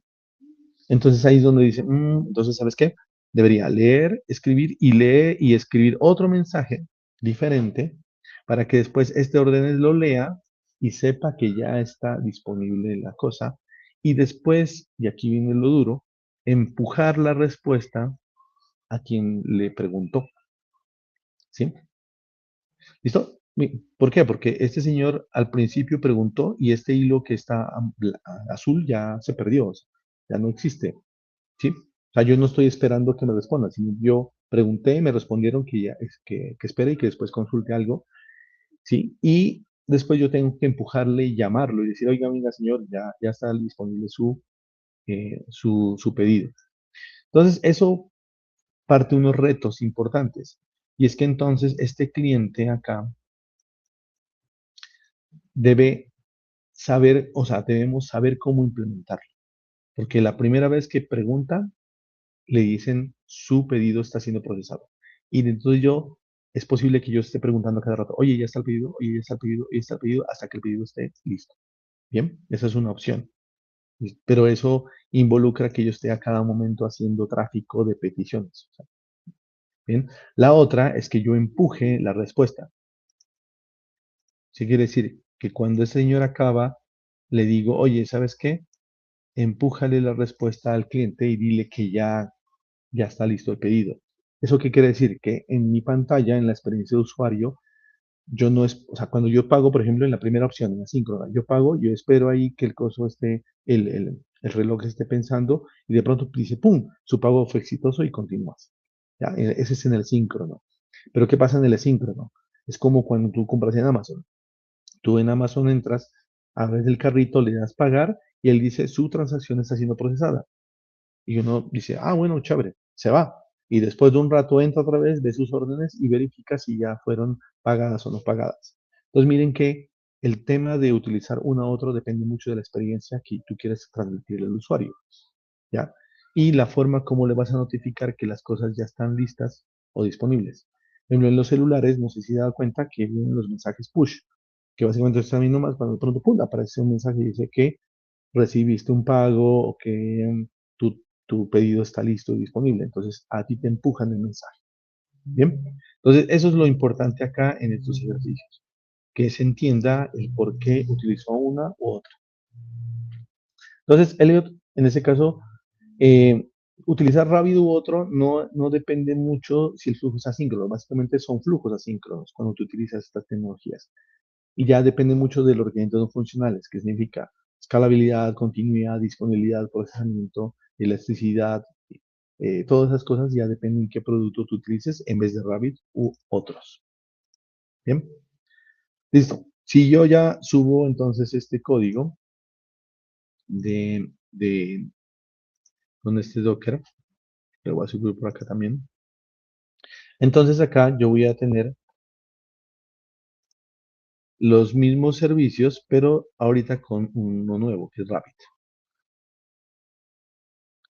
Entonces vamos a esperar a que acabe de subir y que esté funcionando. Bien, mientras acaba de subir este funcionando, voy a contestarle una pregunta acerca de los secretos que estaban acá, que es para mm, Isaías. Bien, listo. Entonces mira, Isaías, y es un tema muy importante que acabas de comentar. Si se dan cuenta, aquí en este archivo YAML tengo la parametrización de passwords, usuarios, ¿sí? URLs, hasta el nombre del host. Como son contenedores, por eso el nombre del host es el nombre del contenedor, pero si fuera un sistema externo, aquí fuera una IP. ¿Listo? Al final de cuentas, esto es lo que está pasando acá, y para ser un poquito más claros en la explicación, yo tengo un código, es un código, es el código fuente mío. Cuando yo el código lo empaqueto, genera en este caso un jar y posteriormente una imagen Docker. Normalmente ahorita se utiliza mucho containerización, entonces se utiliza una imagen Docker que es un binario, o sea, este en general es el ejecutable, y después yo esto lo despliego en un ambiente, ya es un runtime, y cuando se ejecuta es un container. ¿Listo? Entonces tengo como esas tres fases de administración de mi código. Si yo en este momento te digo, oye, ya sea en un YAML o ya sea en un properties, que al final de cuentas es lo mismo, aquí tengo el valor, entonces voy a colocar aquí un password. Pues password es igual a 1, 2, 3, 4, 5, 6. El password más conocido del mundo, ¿listo? Entonces, en este archivito guardé esa configuración y eso es lo que estamos viendo acá en el código como tal. ¿Qué pasa? Cuando yo empaqueto, este YAML se copia aquí. O sea, cuando yo empaqueto mi código y hago mi binario, ese dato queda aquí pegado. Y cuando yo lo hago en runtime, pasa lo mismo. O sea, ese archivo se va pegado dentro del código y en la ejecución. Eso quiere decir que si alguien puede entrar acá al contenedor o si alguien intercepta el binario, puede identificar ese password. Entonces hay una fuga de información. Pero eso no lo es tan grave. O sea, lo más grave es que si el DBA que está por acá cambió, por decirlo así, el acceso a la base de datos y ya no es el password 123, sino que el password dijo que era otro número diferente.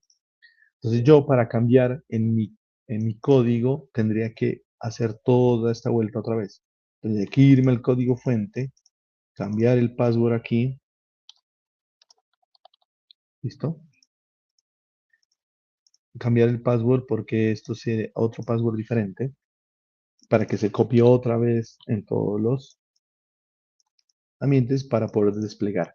Esto es un problema. ¿Por qué? Porque puede ser que tu código evolucionó, que ya no sea la misma versión de acá, sino que en realidad ya estás trabajando un nuevo código. Y como cambiaste este property, tienes que volver a compilar, o sea que el binario ya es diferente. Y por lo tanto, estás incluyendo una nueva versión en tu código. Entonces, ¿qué es lo que pasa? Que primero te estás creando un problema porque solamente para cambiar un password tienes que recompilar todo el código y puede ser que se te vaya código nuevo, código no probado, o tendrás que esperar a un proceso de certificación de UAT para que te validen ese código y te lo puedan poner en producción. Entonces, por eso no es conveniente quemar valores dentro del código. Entonces tú dices, bueno, tú lo pusiste ahí, sí, para desarrollar, pero ya para estrategias de despliegue o entrega, en este caso del software, tengo que hacer otra cosa. ¿Y cuál es esa otra cosa? Pues yo lo que tengo que hacer es codificar, pero los properties, acá, voy a poner otro colorcito, o los YAMLs tienen que referenciarse a variables de ambiente, ¿sí? ¿Eso qué significa? Pues que en realidad no hay ningún valor, sino que yo tengo que inyectar por variables de ambiente los valores.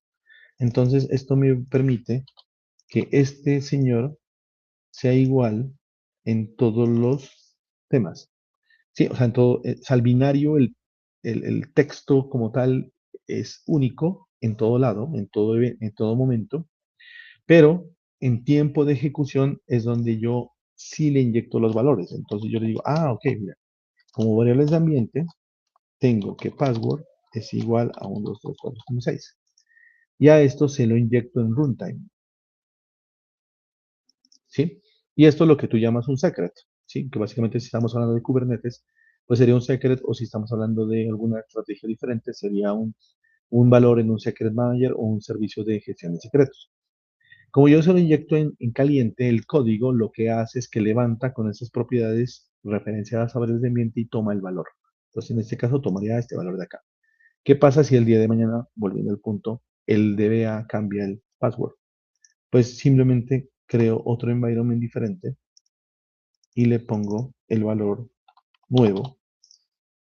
¿Listo? Se lo inyecto otra vez, reinicio el contenedor y el contenedor toma los nuevos valores. Entonces nunca tuve que volver a compilar, ni tampoco tengo fugas de información porque de pronto el código, perdón, el password está quemado dentro del código. Entonces, en esas estrategias donde ya hoy me dice, oye, entonces voy a utilizar un secret, voy a separar todo eso, voy a utilizar config maps y otras actividades necesarias para ese despliegue. ¿Listo? Bien. Entonces, ya como acabó de subir acá, miren, subió mi código, pues tengo aquí un rabbit. Entonces, veamos qué pasa. Entonces voy aquí a lanzar. Entonces mi orden, esto si lo lanzo, miren, él dice que está corriendo y el otro servicio está corriendo. O sea, ambos están corriendo, los contenedores, pero voy a mandar entonces mi petición. Y aquí dice, miren, solución recibida en la cola. Miren que él dijo que es satisfactorio, pero lo recibió en la cola, pero yo no sé si lo guardó. Ahí está el punto clave. Si ven, me respondió de una, no se demoró nada respondiendo. Y si yo veo acá los contenedores, es donde yo puedo o tengo que identificar, bueno, qué fue lo que hizo ese señor. Entonces, aquí miren, él dice que mensaje publicado en la cola, el de órdenes, y si yo me voy acá al otro, al de servicios, el de pagos, me dice, iniciando pago, mira, aquí está, mensaje recibido de la cola, mira, aquí está, procesando el pago, y el pago es exitoso. Pero miren una cosa, él creó en la transacción ID 34, ¿sí? Pero aquí miren que el transaction ID es nulo. ¿Por qué? Porque él no sabe que ya se creó la transacción número 34, porque él pidió esto, lo guardó y se desentendió. Este lo procesó y generó el ID 34. Pero ahora tenemos que saber, bueno, cómo le confirmó a este señor que fue el 34. Entonces ahí está el reto de la coreografía, saber cómo notificar ese valor. Entonces ustedes dirán, no, pues básicamente voy a consultar la base de datos. O sea, si me haría un servicio que haga acá y consulto el estado del 34. Es una opción. Otra opción es que él deje el 34 guardado en una cola y luego yo le pregunte y le diga, oye, vaya si en la cola hay un 34. ¿Sí? O puede ser que este señor guarda en otra tabla de estado, entonces guarda el 34 y guarda esto para que yo consulte. O sea, hay muchas formas de poder solucionar este problema, pero hay que solucionarlo. Bien, listo. Ok, entonces, para finalizar, ¿qué pasa si yo entonces mato el servicio de órdenes, como lo vimos ahora, digo, de payments? Stop. Mire, lo voy a parar. ¿Listo? Mire, está abajo. Bien, entonces, ¿qué pasa? Pues yo debería empezar a solicitar más cosas. Entonces voy a solicitar, mire, aquí. Voy a solicitar un mouse. Mire, dice el mouse. Mire, correcto, dice está siendo procesado. Luego voy a solicitar, por ejemplo, otro, un Samsung con una CD. Miren, él sigue recibiendo peticiones. Un cable HDMI, miren, ¿sí? Pero entonces, ¿qué pasa? Eso está encolándose. O sea, yo acá en el order service, miren, aquí está el Samsung, está el disco duro y demás, pero eso no está en la base de datos. O sea, yo ahorita voy a buscar la base de datos, no está eso. ¿Por qué? Porque el único que accede a eso es Payment. ¿Qué pasa cuando ya Payment sube? Dice, uy, ya, solucioné. Entonces, miren los logs de Payment. Cuando él sube, aquí lo vamos a ver, miren, está subiendo. Él acá se da cuenta de que hay mensajes en la cola y los acaba de procesar. ¿Sí? Entonces él va y se conecta. Mire, aquí está el Samsung, el cable y el tal. ¿Por qué? Porque estaban en la cola pendientes a que él suba. ¿Listo? Entonces, esa es la resiliencia que dan las colas. Entonces, tú puedes tener cosas abajo, los demás no se dan cuenta, puedes procesar a velocidades diferentes, no se te pierde ninguna transacción, que es lo clave, pero notificar es el complique. Bien, listo. Entonces, eso es básicamente lo que teníamos para mostrarles. Diferencias entonces entre las dos. Entonces, al final de cuentas, pues orquestación coordenas con un flujo central, o sea, un orquestador. La lógica es explícita y centralizada, o sea, tú no tienes que hacer cosas raras, puedes verificar cómo va la transacción, controlas el proceso, pues sabes que el paso A, paso B y paso C, y pues garantizar la respuesta y tienes un mayor acoplamiento, o sea, el orquestador, si el otro no está disponible, pues se muere, si se dieron cuenta, ¿no? Coreografía, pues no hay un orquestador central, o sea, todo se basa en eventos. Los servicios se realizan de forma autónoma, o sea, cada servicio es independiente, o sea, si el uno se muere no tiene problema, el otro sigue trabajando a su ritmo. Y el acoplamiento es muy bajo, pero no hay un flujo claro. O sea, si tú tienes 20 micros, o sea, si yo en ese momento le coloco 20 micros a la cola, yo no tengo idea cómo se comunican entre ellos. Tendré que entrar a verificar la cadencia de los eventos para poder identificar cómo va la transacción. ¿Sí? Y mayor complejidad en la trazabilidad de bug. O sea, ¿por qué? Porque puede ser que un microservicio haga unas cosas, otras, y tener una secuencia es ya a nivel de los mensajes, es más complicado. ¿Ya? Entonces todo tiene su pros y su contra. Como conclusión, pues básicamente la coreografía favorece la autonomía, ¿sí? La escalabilidad, ¿sí? Pero es más complejo operativamente hablando. La orquestación prioriza el control, o sea, yo, si no no me responde, no, yo sigo y voy haciendo las cosas, por decirlo así, secuencialmente, ¿ya? Y el mensaje al final es que todo depende de lo que necesites, ¿sí? La complejidad de la transacción, las unidades de trazabilidad, la madurez del equipo, o sea, no todo el mundo utiliza coreografía, pero pues puede ser que sí, o el caso de uso lo requiera. Listo, eso es básicamente, creo que tengo una pregunta ahí, que si puedo utilizar SQRS, que dice Rubén. Básicamente SQRS es un patrón de utilización de base de datos donde yo puedo segmentar, por decirlo así, la responsabilidad de las bases de datos. O sea, aquí en este caso no aplica mucho, pero básicamente es como que yo tuviera diferentes fuentes donde yo utilizara unas fuentes para escritura, otras para lectura y demás. Sí lo puedes utilizar, pero ya dependería mucho del caso de uso, ¿no? En este caso, si necesitas datos que estén más frescos o datos que sean más rápidos de leer, entonces yo utilizaría bases de datos para que lean información más rápido que otros que la actualicen de manera más lenta. Pero pues ya tocaría verificar muy bien el caso que quieras. Listo, ok. Entonces, por ahora terminamos. No sé si tenga más preguntas.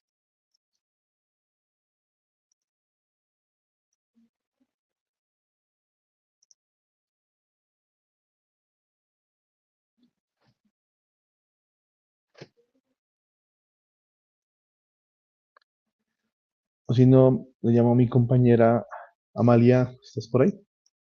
Sí, no, estoy por acá, Alex. Muchísimas gracias, de ¿No? verdad que supremamente claro, muy aterrizado. Pues yo por acá tenía compiladas algunas preguntas, no sé si todas se respondieron, pero entonces pues vamos a ir una por una para ver si ya se Ujú. evacuaron y si no, pues para responderles.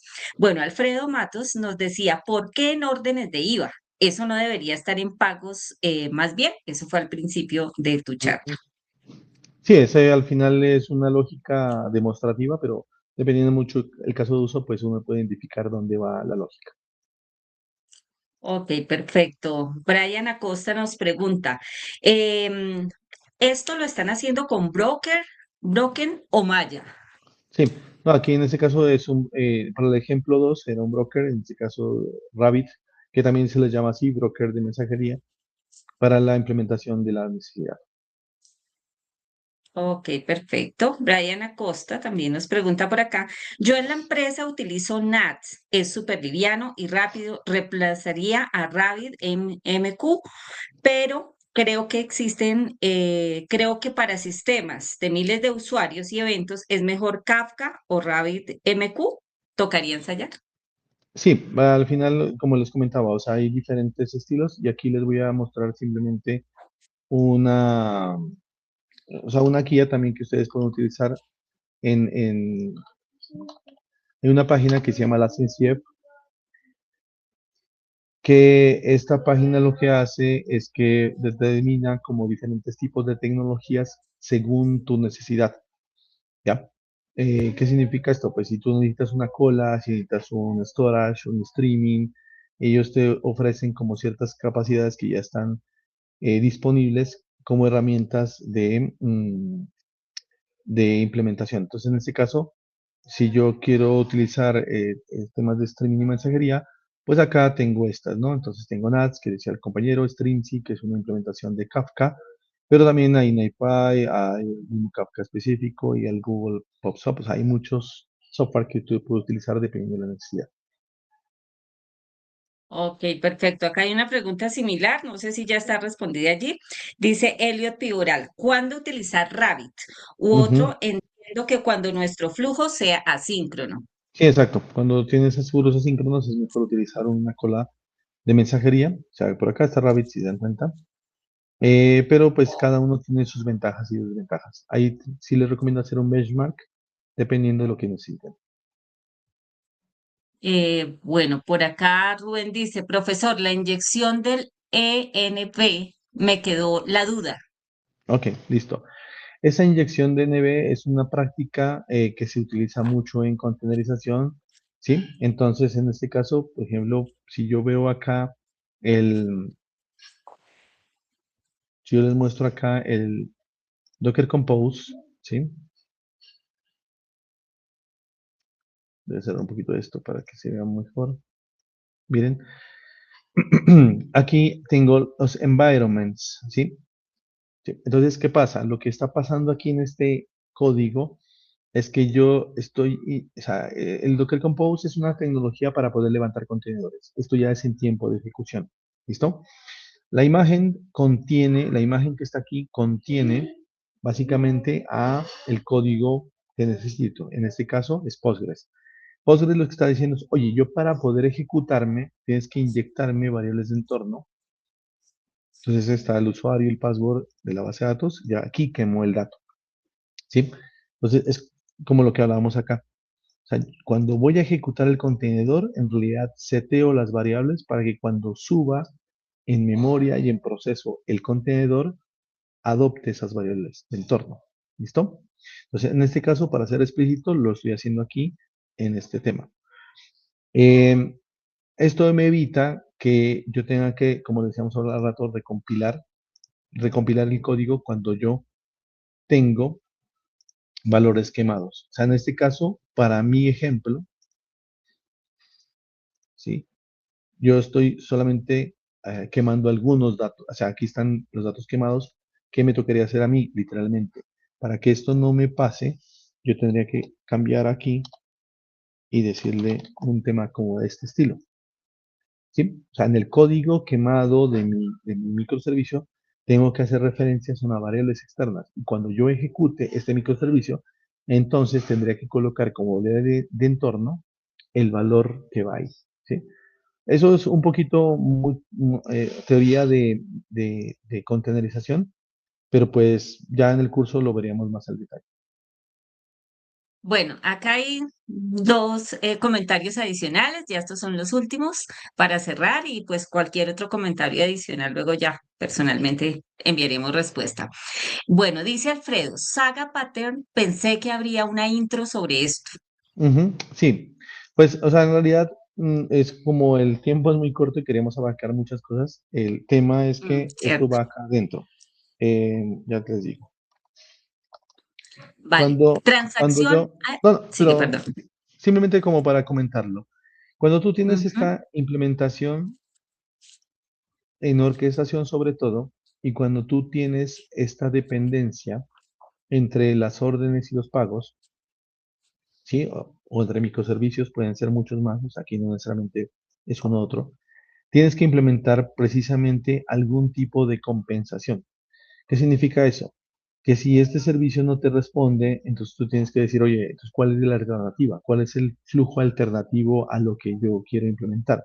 Eso prácticamente son los patrones SAGA, que tú tienes que definir cómo vas a hacer o cómo vas a responder ante los diferentes eventos que puedan surgir, o sea, o eventualidades más bien que puedan surgir dentro de la orquestación de tu proceso.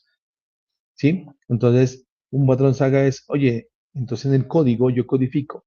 Si cuando yo llame a esta una API me responde mal, entonces yo debería notificar al cliente o guardar un estado de la transacción o llamar a otro microservicio o revisar un cambio. Y hay muchas situaciones en las que puede implementarse. ¿Y eso cómo se logra? Metiendo código dentro del código. O sea, literalmente te toca codificar dentro esas eventualidades. ¿Ya? Pero esos son los patrones saga al final. vale. El último comentario es transacción outbox, ¿dónde se ve reflejada en la explicación? Transacción o... Uy, pues me tocaría como desarrollar un poquito mejor la pregunta. No la tengo tan clara. No, no sé si de pronto o sea, la dejamos como pues pendiente, pero Eh, no sé vale, John exactamente. Jaime. Si quieres Ujú. internamente, nos la haces un poquito más explicada y con mucho gusto te enviaremos la respuesta a tu correo o a tu WhatsApp. Bueno, y por acá Carlos Moreno nos dice, ya debo tener experiencia para tomar el curso. Bueno, yo también le voy a compartir ahora la respuesta con unas ofertas súper interesantes que tenemos para ustedes.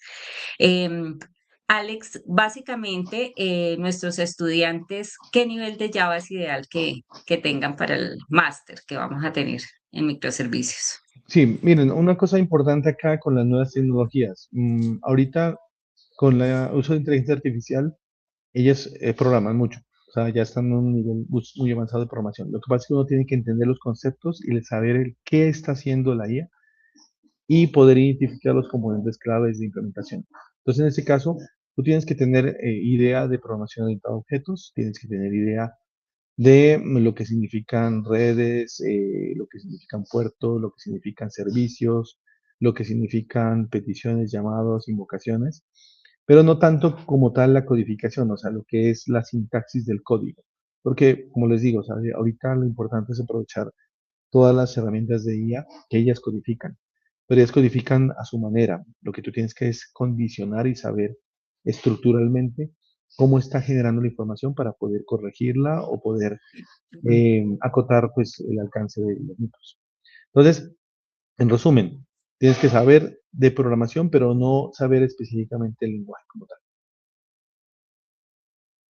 Ok, perfecto. Perfecto. Muchísimas gracias, Alex. De verdad que fue excelente tu exposición y acá les dimos una probadita de cómo va a ser nuestro máster en microservicios con Java y Spring Boot.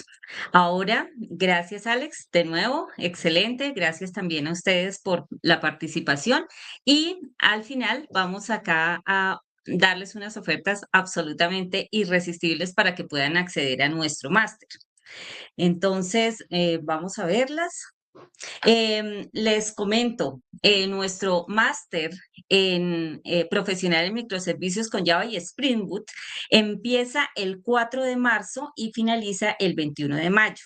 Lo hacemos con clases en vivo los lunes, miércoles y jueves de 7 a 10 p.m., horario GMT 5. Son 100 horas de clases en vivo y 60 retos aplicados absolutamente a la industria tech, totalmente reales, y al final hay un reto como evaluación final también que ustedes pueden sumar a su portafolio. Bueno, y les comparto acá en la diapositiva en la primera oferta que tenemos para ustedes solamente por el día de hoy. Es el máster profesional en microservicios con Java y Spring Boot con doble certificación, certificación que viene por LTTech Institute y por Florida Global University, con contratos digitales respaldados por blockchain y que lógicamente son altamente demandados en plataformas como LinkedIn cuando se está buscando profesionales con las skills en Java y en Spring Boot. Así que ustedes van a ser altamente visibles ante todos los posibles contratantes en empresas y en corporaciones a nivel internacional. Es un perfil bastante alto el que nosotros sacamos a través del máster, donde pasan ustedes de ingenieros en software o desarrolladores junior a senior. Y el día de hoy no solamente tenemos el máster con esas dobles certificación, sino también tenemos unos bonos muy especiales para ustedes, que son todos estos cursos que están acá a mano derecha. Estos cursos, cada uno tiene 24 horas de... 24 horas de intensidad. Los pueden ver en nuestra plataforma. Les leo un poquito cuáles serían: Apache Kafka, Python, microservicios con Java. Este es un curso de 24 horas básico también y complementario al máster, contenedores en la nube, microservicios con contenedores Docker, introducción a la arquitectura de software, microservicios con C# y .NET, software QA y automation, microservicios con Java y Spring Boot, herramientas de SonarQube y Jenkins, microservicios con Python. Todo esto más el máster con la doble certificación, solo por hoy, por $649 y con 6 meses de financiación. Si el día de hoy ustedes, ahora les vamos a pasar una encuesta para que ustedes se inscriban y nos digan en qué horario, si quieren tomar esta oferta, en qué horario hoy desean que los contactemos para que cerremos, porque esta oferta no la tenemos sino por el día de hoy, con esta financiación a 6 meses, y hoy nos hacen el primer pago y ya quedan inscritos y con su cupo al máster totalmente reservado. Esta oferta también está para que ustedes puedan acceder a nuestra plataforma por 6 meses y disfrutar de todo este contenido que está bajo demanda. Obviamente, estos 6 meses son posteriores a terminar el máster, es decir, a partir del 21 de mayo que termina el máster, 6 meses más donde ustedes podrán estudiar todos estos contenidos, los cuales también tienen certificado por el TITEC, es decir, saldrían con 12 certificados por este lado, más el certificado del máster. Es decir, 14 certificaciones que ustedes inmediatamente pueden subir a su perfil de LinkedIn y obviamente volverse los profesionales más apetecidos en el mercado, en el sector IT. Bueno, y también les tengo otra sorpresa por acá. Hay 3 sorpresas.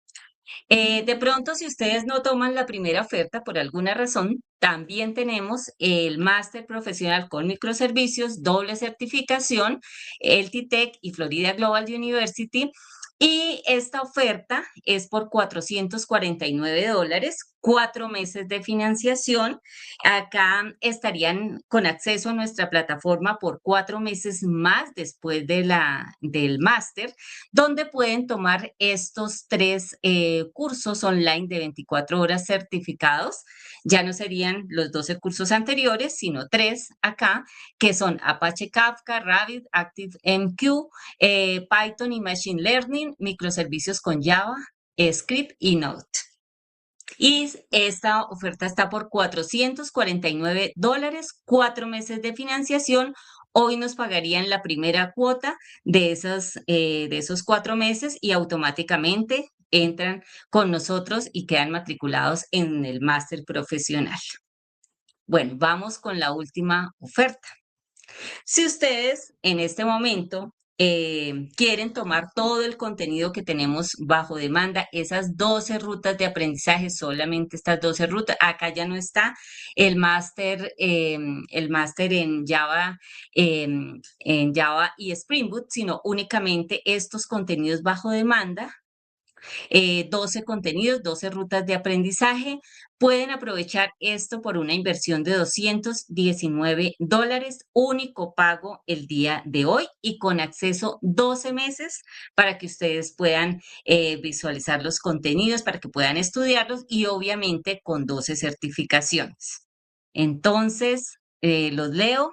¿Cómo les parece? ¿Cómo les parece estas tres ofertas? Les vamos a pasar acá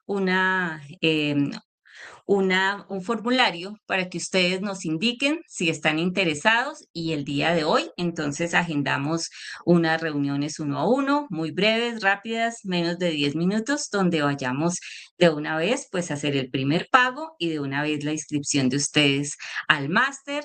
Y si no, pues el acceso pues a estos cursos bajo demanda que están por $219.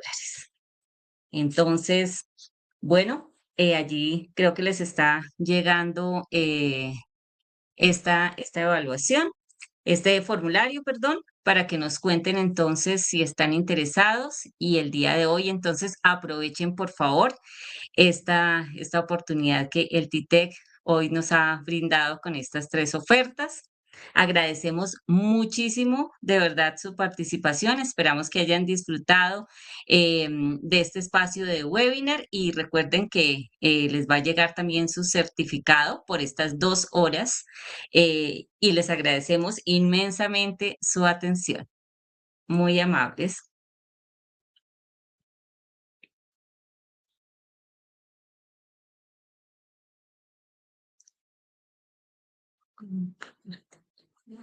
Eh,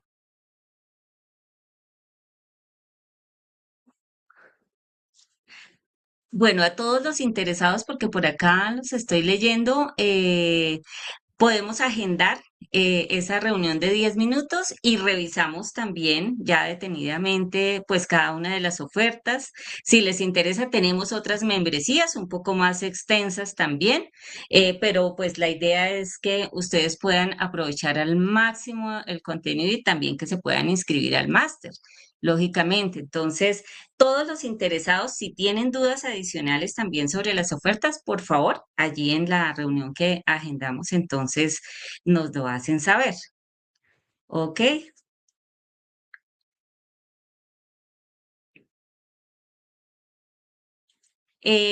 Por acá les leo, el máster, la oferta final no es de 219. Para el máster son las dos primeras ofertas, 249 y 449. Y les damos plazos de pago de financiación a 0% de interés. Y como les digo, si quieren ya revisamos puntualmente con todos los interesados, agendemos entonces la cita y ya les despejamos dudas puntuales.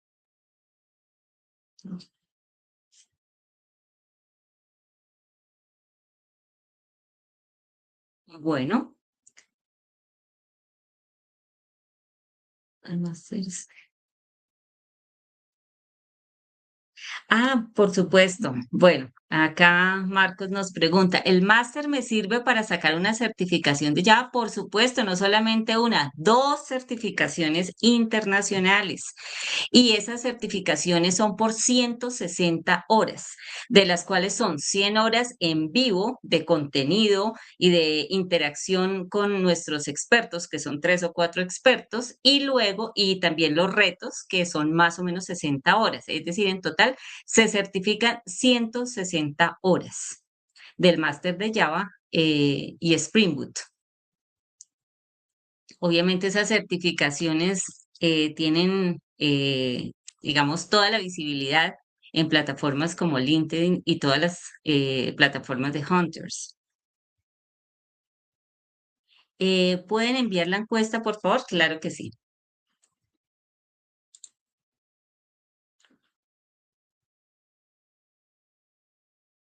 Ujú.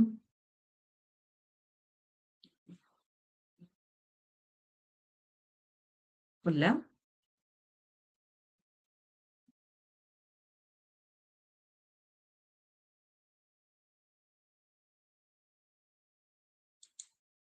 Eh, una pregunta, si ustedes no están en este momento en en nuestro grupo de WhatsApp, si llegaron directamente por LinkedIn, por favor, acá por el chat privado, déjenos sus datos, déjenos su WhatsApp, su email, y nosotros pues los contactaremos para que podamos hacer la cita. Cuéntenos que están interesados, entonces, por favor.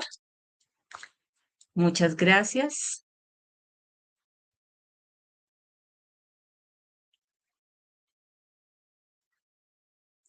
Alexander, ¿les enviaste la encuesta de nuevo?